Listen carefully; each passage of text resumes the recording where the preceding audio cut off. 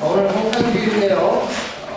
우리 성탄주일 맞이하는 말씀은 이렇게 끝나고 마무리할 때 제가 말씀 전하도록 하고요. 주일 예배 말씀은 우리 진행하는 그대로 출애굽기 강의 6번째 시간 열 재앙이 주는 교훈이라는 제목으로 말씀 나누기 원합니다. 출애굽기 7장 8절부터 11장까지 오늘 살필 건데요. 여기에는 10가지 재앙에 대하여 이야기하고 있습니다. 여러분 10가지 재앙이 뭔지 다 기억하세요? 순서대로 주일학교를 잘 나오신 분들은 다 아실 겁니다. 선생님들마다 외우게 하는 방법이 다 있죠. 우리는 감개 입하수 도구 확함자 누구는지 알아요? 감개 입하수 도구 확함자 하수를 피로 바꾸는 개구리 하수에서 개구리가 올라오고 티끌을 이로 바꾸고 파리제한 짐승의 전염병을 돌게 하고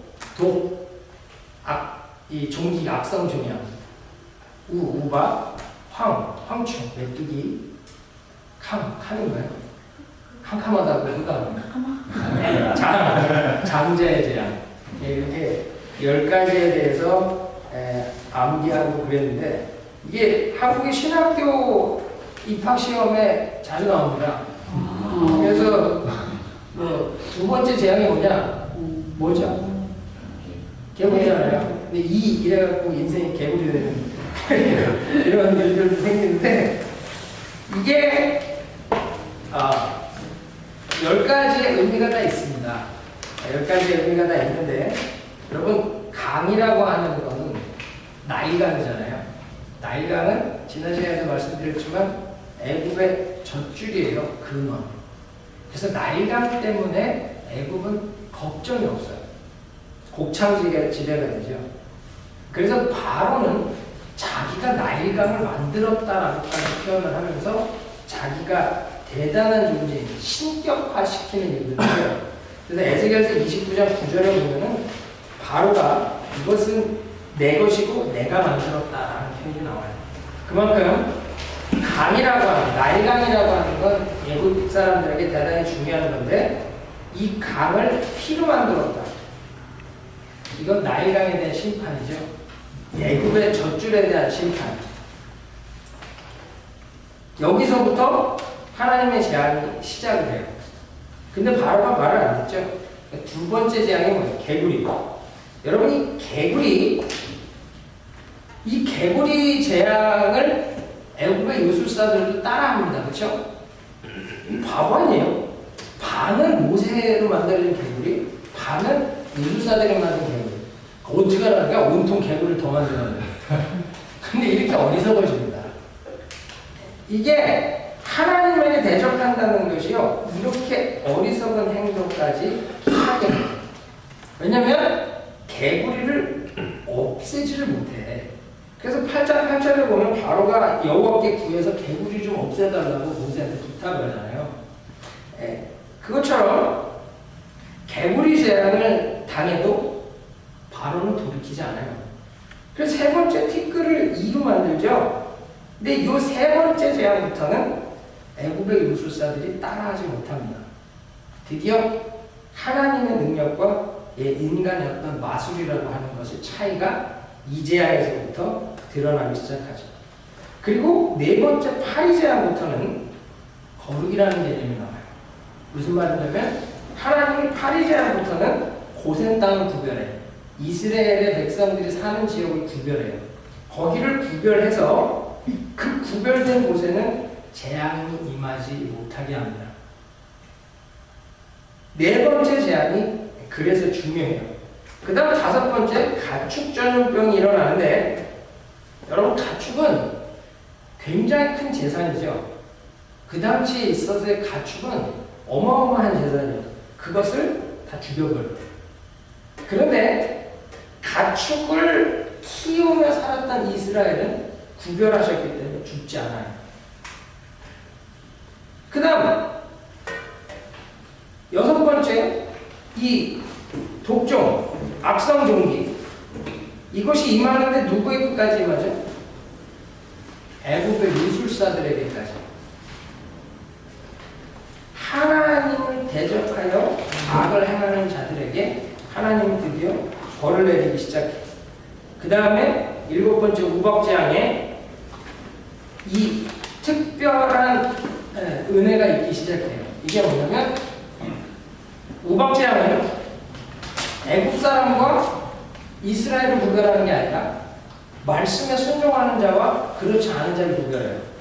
그래서 우박재앙은요 복음 계시적 재앙이에요.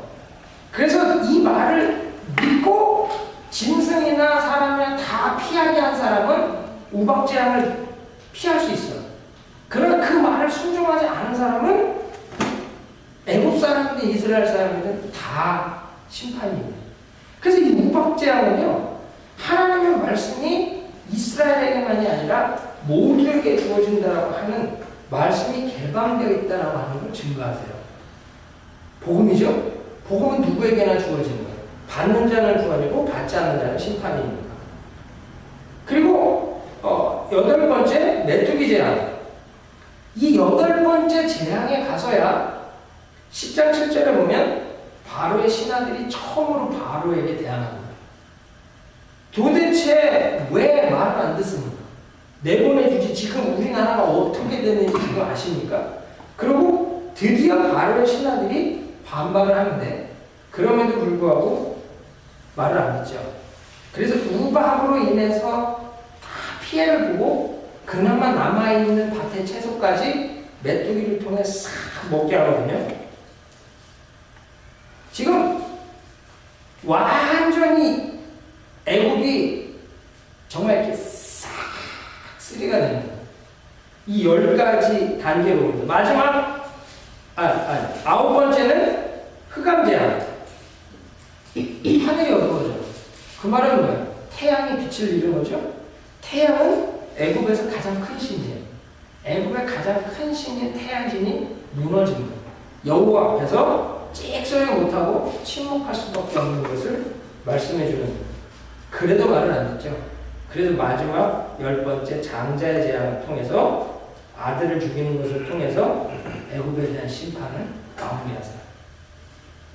여러분 이것은 강에서부터 시작해서 장자에까지 가는 이 10단계는 작은 데로부터 큰 데로 가고 있고 당신의 백성에 대하여 고통하게 하고 힘들게 했던 이 애굽의 아주 심판을 작은 데서부터 완전하게 그들에게 정말로 노역을 시켜서 고통하게 하면서 축적했던 그 많은 재산들을 그대로 싹 다 없애버리시고 그 모세를 물에 던져서 죽게 한 것처럼 이스라엘의 아들들을 다 죽게 한 것에 대하여 마지막 장제재앙을 통해 싹 죽여버리시며 하나님께서 보복하시고 심판해 주시는 어마어마한 사건입니다. 근데 여러분 이 10가지 재앙이 주는 교훈이 있어요. 그게 뭐냐면 3가지가 있는데 첫째는 10가지 재앙이 보여주는 건 이 전쟁은 인간의 전쟁이 아니라 여호와의 전쟁이라는 겁니다. 하나님의 전쟁. 다시 말하면 하나님께서 인간들의 전쟁에 직접 참여하시는 그래서 내 백성을 위하여 친히 싸워주시고 내 백성을 구원하시는 싸움이라는 거죠. 그래서 이 10가지 재앙은 애굽의 신들하고 다 관련이 있습니다. 이 강이라고 하는 것도 나일강을 그 애굽의 젖줄이잖아요. 우리 가장 예전에 고사 같은 거 지내다 보면요 부뚜막에 있는 조왕신 뭐 이런 데 다 하거든요. 왜? 밥을 끓여 먹는 그것이 굉장히 중요하기 때문에. 그래서 나일강도 하피와 이시스와 크눔이라는 신이 보호한다고 믿었어요. 근데 그것을 쳐서 죽여서 피가 흐르는 것 같이 그 강이 피로 바뀌었다고 하는 것은 이 나일강을 지키는 신이 여호와에게 패했다고 하는 걸 의미합니다. 두 번째 개구리는 헤그트라고 하는 신인데 이 개구리가 번식력이 어마어마하죠. 그러니까 한국에 황소개구리 하나 들어가서 완전 난리가 나잖아요. 그것처럼 과거에 이 고대 중동 지역에도 개구리는 이 풍요와 다산의 상징이었어요. 그래서 이 개구리라고 하는 풍요와 가산의 상징이 여호와로 인하여 움직여진다고 하는 것. 너희들이 개구리를 믿는 게 아니라 내가 개구리를 세울 수도 있고 멸할 수도 있다라고 하는 것을 보여주심으로 이 개구리 재앙을 통해 애굽의 신을 무너뜨리고 있는 여호와를 증거하시는 거예요. 세 번째, 이건 세트라고 하는 땅의 신인데 이 사막의 신이 이로 바뀌어서 축복이 아닌 재앙이 되죠. 니네들이 믿는 그 땅의 신 세트, 그게 니네에게 더 이상 축복이 아니야. 내가 붙들면 그건 니네에게 재앙이 돼. 그렇게 말씀하시면 승리하십니다. 파리도 마찬가지예요. 파리가 여러분 이해가 안 되겠지만 인간의 운명을 좌우한다고 믿어요. 그래서 이 파리를 신처럼 섬겼거든. 그것은 단순히 애굽에만 있지 않아요. 여러분 예수님이 바알세불이라는 말을 쓰신 거 들어보셨어요? 마귀에 대하여 표현하신 바알세불이라고. 이 바알세불이 뭔지 아십니까? 세불이 파리예요. 그래서 바알세불은 파리의 왕, 파리의 두목 그런 뜻입니다. 그냥 그들이 섬기든 우리는 이해가 안 되지만 파리도 그들에게는 굉장한 신의 모양이라고 생각했다는 거예요. 쭉 이런 식으로 10가지가 다 애굽의 신과 관련이 있어요. 그것을 여호와께서 다 무너뜨리시면서 여호와께서 이 전쟁에 친히 참가하시고 애굽의 신을 친히 무너뜨리시고 당신의 백성, 당신의 군대를 친히 건지신다라고 하는 것을 보여주고 계신다는 거죠. 그래서 10가지 재앙은 인간의 싸움이 아니라 여호와의 전쟁입니다. 다시 말하면 출애굽이라고 하는 것처럼 저와 여러분을 죄 가운데 사단의 권세 아래, 사망 권세 아래에서 건져내는 전쟁은 여호와께서 하시는 전쟁입니다. 믿으십니까? 네. 그 하나님께서 사탄을 멸하시고 죄와 사망 권세를 멸하시고 우리를 건져내시는 거예요. 그것이 출애굽과 같은 여호와의 전쟁이죠. 두 번째는 10가지 재앙은 여호와 외에는 다른 신이 없다는 걸 보여주시는 겁니다.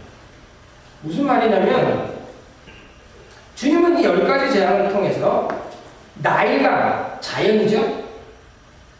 이 티끌, 자연이죠. 이 자연을 주님이 다스리신다는 거죠.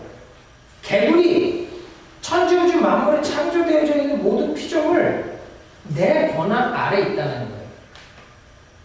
내가 다스린다는 거예요.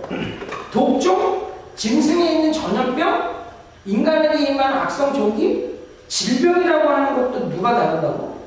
난 여호와의 권세 아래 있다는 걸 보여주시는 거예요.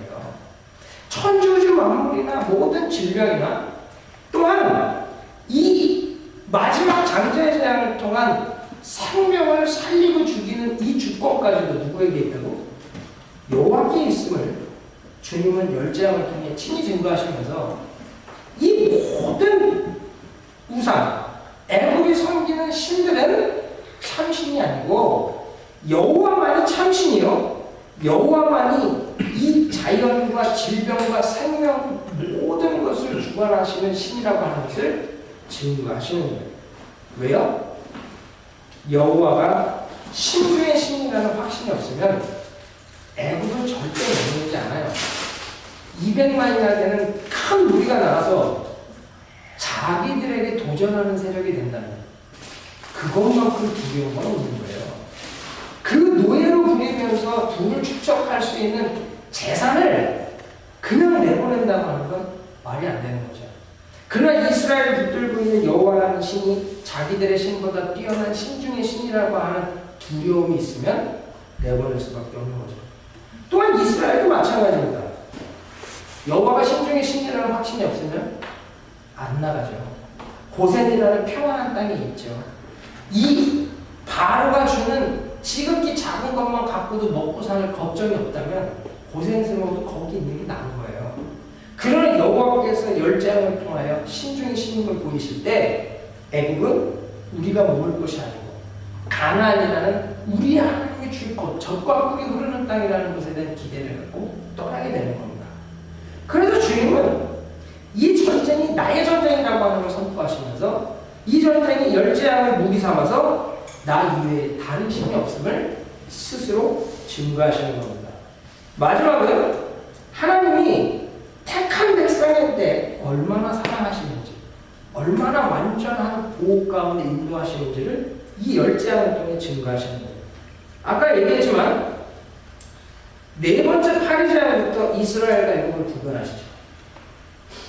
그리고 마지막 장자의 재앙을 통해서 자기 백성이 당한 아픔에 대해 완전한 보호, 심판으로 마무리하셨죠.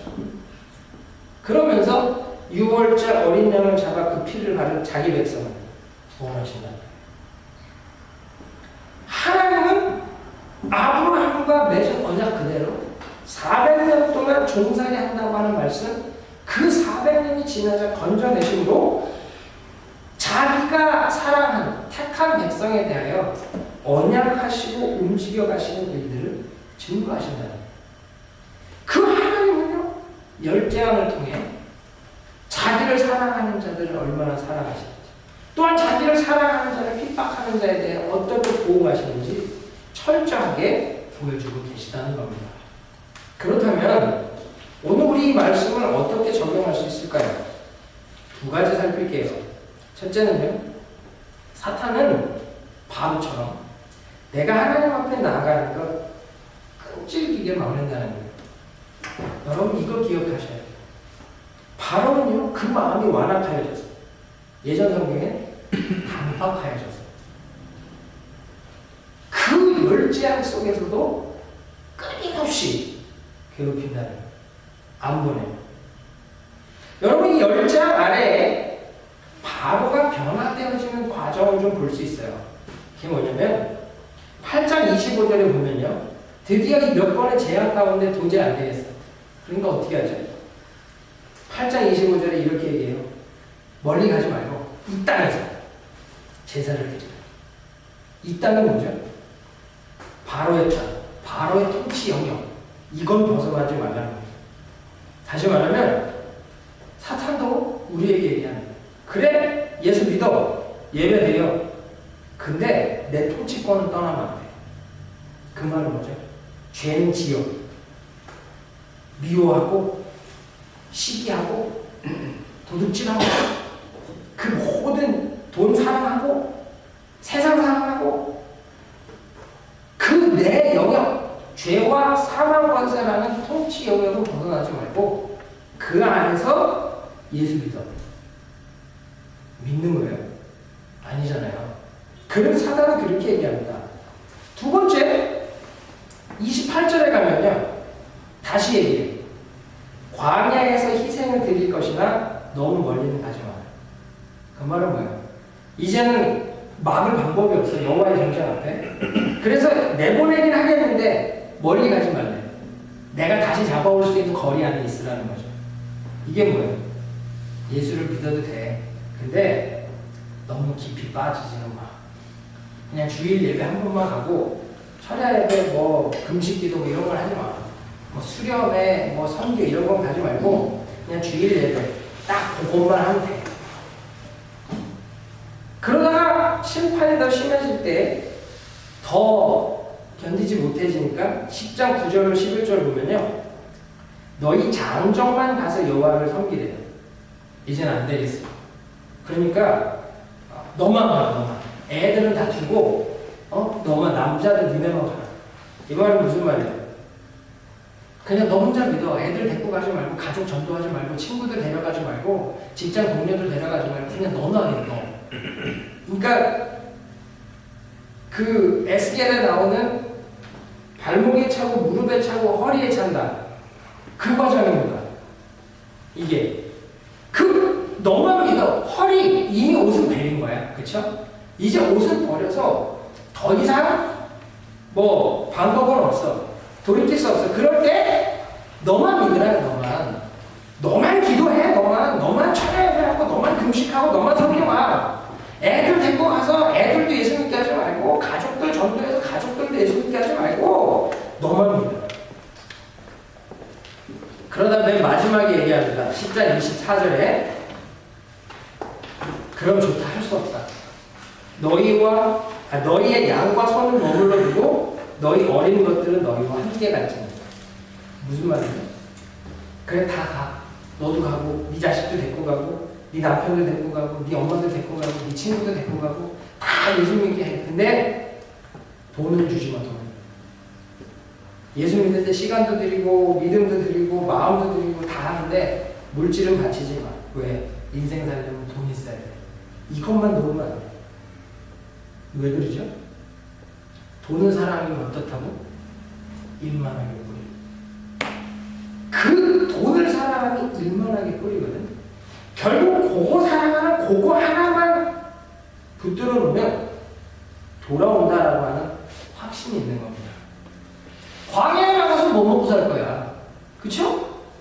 양과 소를 두고 있으면 다 나갔다 한들 광야에서 농사 질 수 있어? 뭐 할 수 있어요? 돌아올 수밖에 없다는 거지. 이게 바로의 전략인데 지금도 똑같습니다. 돈 하나만 사랑하게 하면요. 신앙이 저 멀리까지 간 거 같죠? 결국은 다시 돌아온 거야. 돈 때문에. 모든 기준이 돈이기 때문에. 그래서 여러분, 사단은요, 내가 이렇게 끊임없이 하나님 앞에 나아가려고 하는 걸요, 끈질기게 막아요. 끈질기게. 사탄은 마지막 우리 주님이 다시 오셔서 완전히 그 무적인 불지옥으로 집어 던져지고 봉인이 될 때까지 우리를 절대 놓지 않아요. 애굽이 내보내놓고도 다시 쫓아오죠. 그들이 그 홍해에 갈라진 바다에 완전히 다 수장이 되기까지 그들은 이 이스라엘이 나아가는 것을 놓치지 않아요. 포기하지 않는다고. 사단이 저와 여러분을 넘어뜨리려고 하는 그 집요함이라고 하는 건요, 그들의 모든 걸 다 이룰 때까지 포기하지 않아요. 이게 사단의 무서움입니다. 그래서 우리는 정말로 발목에 차고 무릎에 차고 허리에 차고 능히 헤엄칠 만한 강이 되듯이 그렇게까지 하나님 앞에 젖어들지 않으면 결코 사단의 공격과 싸울 일이 없는 거예요. 그러므로 여러분, 사단은 어떻게 해서든 내가 주님 앞에 들어가는 걸 가나안에 가는 그 과정을 가로막는다고 하는 걸 기억하시고 정말 철저히 싸워서 이 단계를 넘어서 승리하는 저와 여러분들이 축원합니다. 마지막은 깨어진 마음에 하나님 은혜가 있네요. 무슨 말이냐면요, 우리는 성경을 볼 때 나는 바로가 아니라고 생각하거든요. 그렇죠? 그게 문제라는 거예요.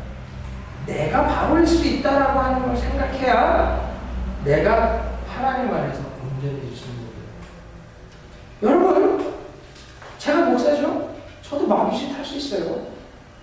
믿음 좋은 장로님, 권사님, 집사님 다 마귀짓 할 수 있어요. 순간 내가 깨어있지 못하면 사단의 불의의 병기로 쓰임받을 수 있어요. 그런데도 사람들은 나는 늘 모세고 나는 늘 이 모세와 같은 하나님의 사람이고 바로는 아니라는 생각을 해죠. 그래서 디모데전서 1장 19절 보면 뭐라고요? 어떤 이들은 믿음을 버렸고 그 믿음에 관하여 파선하는 겁니다. 그리고 그 파선한 자들의 이름을 기록하죠. 그것처럼 초대교회에도 믿음을 지키지 못하고 믿음에 관하여 파선한 사단의 미래의 병기로 전락한 사람들이 있었다는 겁니다. 그렇다면 저와 여러분, 우리도 바로와 같이 악한 마음, 강팍한 마음을 가지고 악을 행할 수 있다는 걸 기억해야 돼요. 다윗이 위대합니까? 여러분이 위대합니까? 그 대답이 없어. 다윗보다 내가 나아요? 저는 다윗보다 못해요. 근데 다윗을 한번 보세요. 그 위대한 하나님의 사람이 갑자기 낮잠 자다 일어나서 지붕에 올라가서 봤더니 옆집 아줌마가 샤워하네. 그러고는 그 여자를 데려다 간음하죠. 그러면 회개를 해야 된다.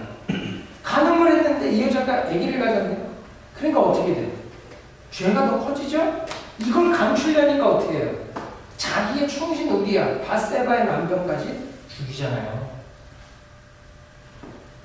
그 다윗이 순간 바로와 같이 완악하여지니까 여호와의 말씀을 듣지 않고 하나님의 말씀대로가 아니라 악을 행하는 자리예요. 그러면서 그가 그걸 죄라고 느끼냐? 못 느낀다는 거예요. 이 다윗이 가늠한 것도 죄로 못 느끼고 그 아내 이 밧세바의 남편 우리아를 죽이는 것도 죄책감이 없어. 왜? 순간 마귀 짓을 할 수 있는 거예요. 그러다가 나단 선지자가 와가지고 그 죄를 일깨우죠. 뭐라 그래요? 어떤 사람이 양이 한 마리가 있고 어떤 사람이 양이 많은데 손님이 왔는데 그 양 한 마리 있는 사람을 잡아서 대접했다. 어떻게 할까요? 그놈 잡아 죽여야지. 그게 당신이에요. 그때에 다윗이 어떻게 해요? 회개해요. 이게 다윗의 위대한 거예요. 이때 나단 너 뭔 소리해? 그러고 죄를 감추려면 나단을 죽였겠죠. 근데 여호와 앞에 내가 범죄하였도다. 회개하죠. 이게 다윗의 위대함이라는 거예요. 여러분, 저와 여러분 모두가 어떤 일을 함에 있어 바보와 같이 강팍해질 수 있습니다. 그래서 내가 하고 있는 그것이 죄라고 하는 인식도 없이 그렇게 범죄할 수 있어요. 하나님의 재앙이 임해도 그 하나님의 징계라고 생각을 못해. 여러분 성경이 뭐라 그래요? 하나님의 징계는 다 있거든. 징계가 없으면 사생자요 친아들이 아니라고. 우리 하나님은 당신의 자녀들에게 회개하라고 징계하기도 하거든요. 근데 깨닫지 못해. 여러분 여기 7장 23절을 보면요. 바로가 그렇게 궁으로 들어가고 그 일에 관심을 가지지도 아니하요. 하나님께서 재앙을 통해 바로를 치시고 계시는데도 깨닫지를 못해. 그 하나님의 징계에 대해서 관심이 없어요. 이 일에 대하여 관심을 가지지 않아요. 애국 사람들이 강물을 마실 수 없어 하수를 파고 있는데도 관심을 갖지 않아. 그래서 그는 열재앙, 그 어마어마한 재앙 가운데 회개하지 않아요. 이것이 바로가 망하는 길이라는 거죠. 그러면 여러분, 우리는 우리에게 오는 일에 있어서 이것이 의인의 고난이냐, 하나님의 심판이냐, 징계냐, 구분할 수 있어야 돼요.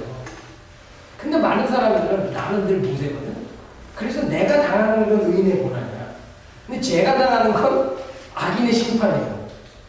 이게 문제라는 거죠. 바로는 지금 자기에게 오는 재앙을 재앙으로 인식을 안 해요. 하나님이 이 애굽에게 베푸는 심판이라는 걸 생각 안 해요. 우습게 여긴다고.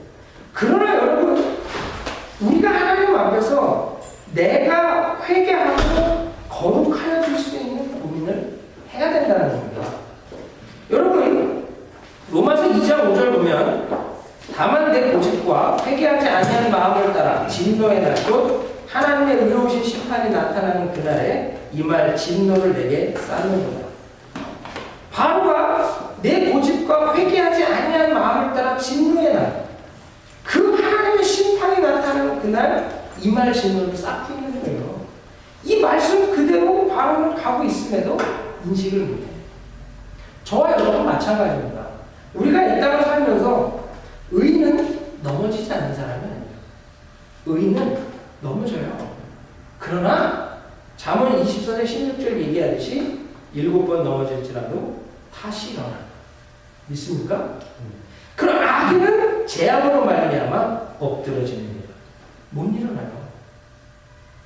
우리가 이 10가지 재앙을 살피면서 우리 삶에 적용해야 될 두 번째 진리.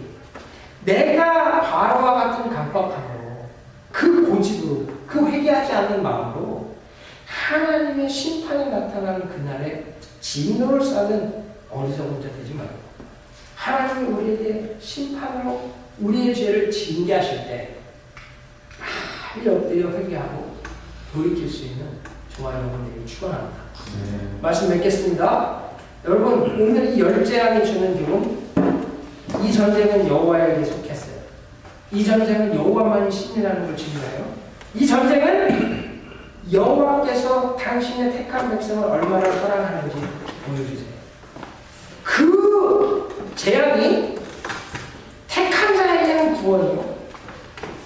방해하는 자에게 심판이에요. 그렇다고 한다면 우리는요, 우리를 끊임없이 주께로 나아가는 걸 방해하는 사탄과 싸워야 이기시길 바랍니다. 끈질기게 괴롭히는 바로처럼, 절대 안 넘어내주는 바로처럼 우리를 내어놓지 않는 사단과 싸워서 이기는 저와 여러분 되기를 축원합니다. 그리고 내가 바로일 수 있다는 걸 기억하세요.